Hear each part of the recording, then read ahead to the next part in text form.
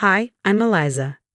Before I share my story, make sure to like and subscribe if you want to hear more stories like this one. Today, I'm going to tell you how I finally broke free from being the family miracle. In our house, there were two types of activities: piano and everything else. From the moment my fingers first touched the keys at age 3, my father decided my destiny was set. Not just any pianist, I was to be the greatest, the prodigy he never had the chance to become. Listen to that perfect pitch, Dad would announce to anyone who visited our home, making me perform like a trained seal. She has my musical genes, but without the setbacks I faced. Those setbacks were actually just normal life circumstances. His parents couldn't afford the best teachers, couldn't travel to the prestigious competitions, couldn't sacrifice everything for his musical ambitions. My father had been good, but not exceptional. I was his second chance. My mother mostly stayed in the background of this grand plan. "Your father knows what's best for your talent," she would say quietly when I complained about practicing 6 hours daily. Not everyone is born with such a gift. My younger sister, Grace, existed in a different universe within our home. While I spent my childhood in recital halls and private lessons, she was allowed normal activities: soccer practice, sleepovers, school dances. The irony was that Grace actually enjoyed music, teaching herself guitar and writing songs in her room. But Dad barely noticed. "Grace is average," I once overheard him tell my mother. "Eliza is exceptional. We have to prioritize accordingly." By 16, I was performing with orchestras across the country. My schooling was flexible, mostly online courses squeezed between practice sessions and performances. I had few friends and no social life to speak of. When other teenagers were learning to drive or going to parties, I was memorizing Rachmaninoff. "It's all worth it," Dad would remind me during my rare moments of rebellion. "You'll thank me when you're playing Carnegie Hall." What no one knew, not even me until later, was that the punishing practice schedule was causing physical damage. The pain in my wrists started subtly, easy to dismiss with ice packs and pain relievers. Dad called it part of the process. "Every great artist suffers for their art," he'd say, handing me another ibuprofen. "Play through it." By 17, I was accepted to Juilliard, the fulfillment of my father's greatest ambition. The acceptance came with a scholarship and significant media attention. "Local prodigy headed to Juilliard," the headlines read. Dad did interviews explaining his special training method that had produced such remarkable results. 3 months before I was due to leave for New York, the pain became unbearable. During a particularly demanding practice session of Liszt's La Campanella, my right hand seized up completely.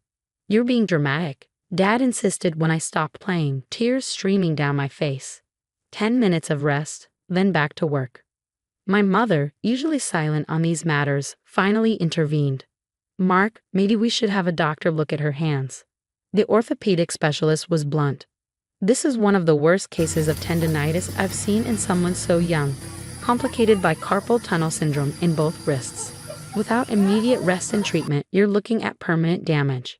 He recommended 6 months without playing, followed by physical therapy and a gradual return to the piano with significantly reduced hours.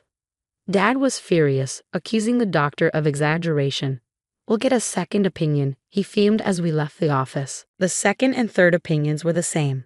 One specialist even suggested that without proper healing time, I might never play professionally at all. That night, I heard my parents arguing downstairs. "She can't stop now," Dad shouted. "Juilliard starts in 3 months. Do you know how rare that scholarship is?" "What good is a scholarship if she destroys her hands completely?" Mom countered. "She needs to heal. We'll find different doctors, more aggressive treatments. She can play through this." "Mark, listen to yourself. This is our daughter's future, not just as a pianist, but her ability to use her hands for the rest of her life. This is her future. Everything we've worked for." "Everything you worked for," Mom corrected. "Have you ever once asked Eliza if this is what she wants?" The question hung in the air, and I realized no one, not even me, had ever really asked what I wanted. Piano had been my entire identity for so long that I didn't know who I was without it. The next morning, Dad announced a new plan. "I found a specialist in Chicago who treats musicians. He has more progressive methods. We have an appointment next week." Dr. Michaels was different from the other doctors. His office was decorated with signed photos of famous musicians, and he spoke with absolute confidence. "We can manage this with cortisone injections and specialized braces," he said after a brief examination. "You'll need to be careful, but there's no reason to stop playing completely." Dad looked vindicated. "See, just like I said." Something felt wrong. But the other doctors said. The other doctors were being overly cautious, Dr. Michaels interrupted. "This is a common issue among serious musicians. Nothing we can't work around." Against my better judgment, I followed his treatment plan. The cortisone injections masked the pain, and the braces allowed me to play for short periods. Dad considered it a solved problem and pushed me back into a modified practice schedule. Still 4 hours daily despite the doctor's recommendation of no more than 2. 2 weeks before I was set to leave for Juilliard, Grace knocked on my bedroom door. At 15, she was everything I wasn't: confident, socially adept, with the easy sense of self that I invade. "Can we talk?" she asked, sitting on my bed. "About your hands." "What about them?"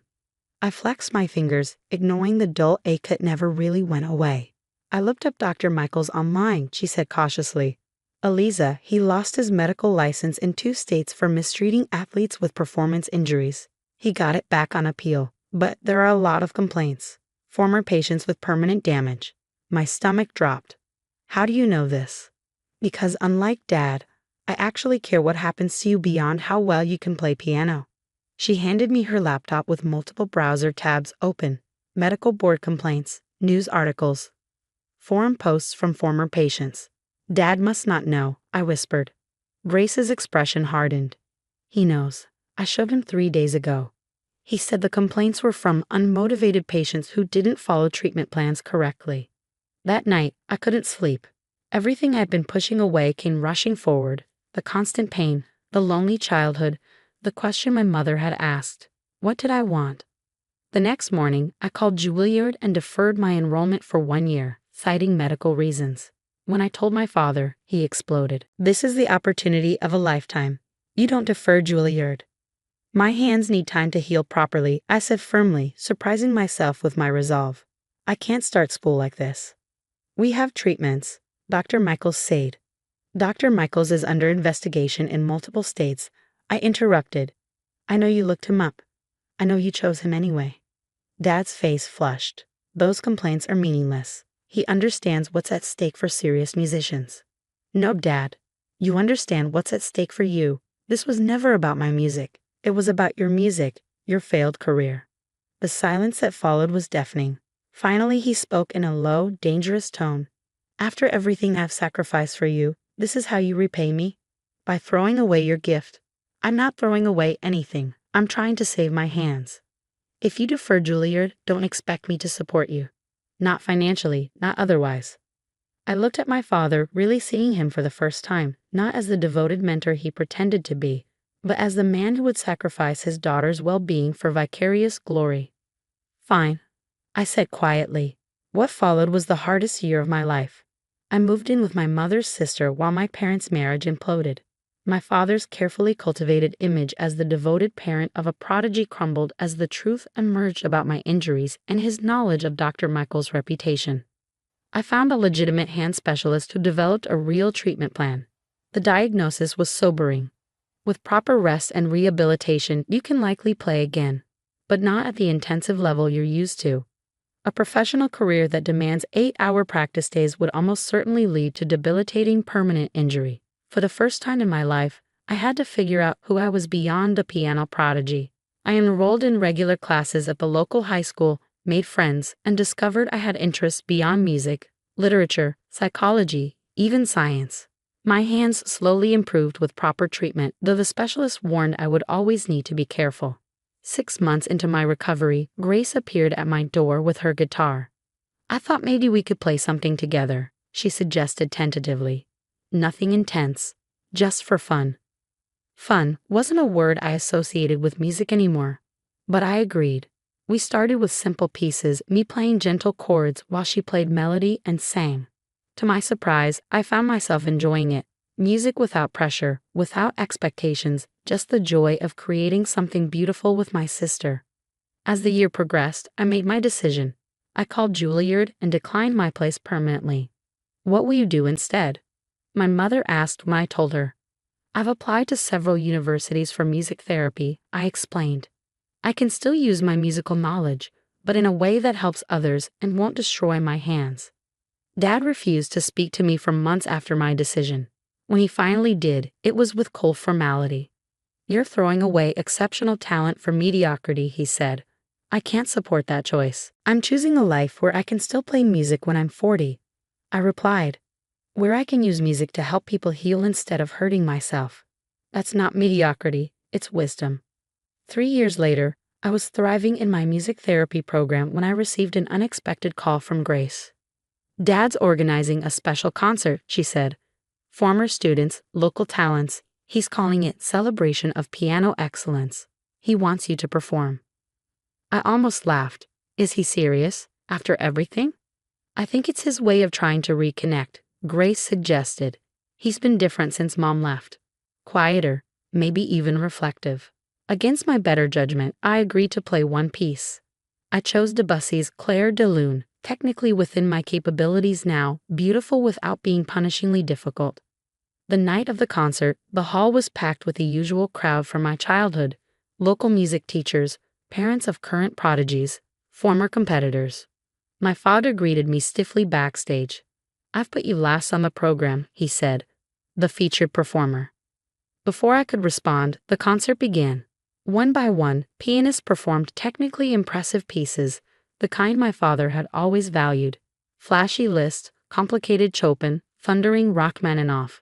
The type of music that had nearly crippled me. When my turn came, I walked to the piano with calm determination.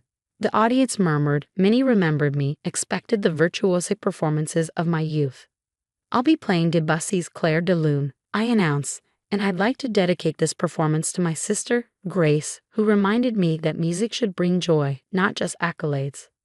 I saw my father stiffen in the front row. This wasn't the script he had written. As I played the gentle, flowing notes, so different from the technical fireworks that had defined my childhood performances, I poured everything into the music, the pain of my past, the peace of my present, the hope for my future. I played with the maturity that comes from choosing your path rather than having it forced upon you. When the final notes faded, there was a moment of complete silence before the audience erupted in applause. Not the polite recognition of technical prowess, but something deeper, appreciation for the emotion, the authenticity of the performance. You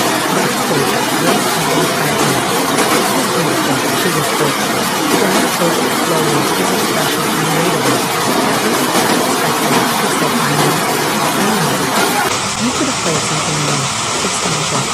I met his gaze steadily. I played what I felt. That's what only musicians do.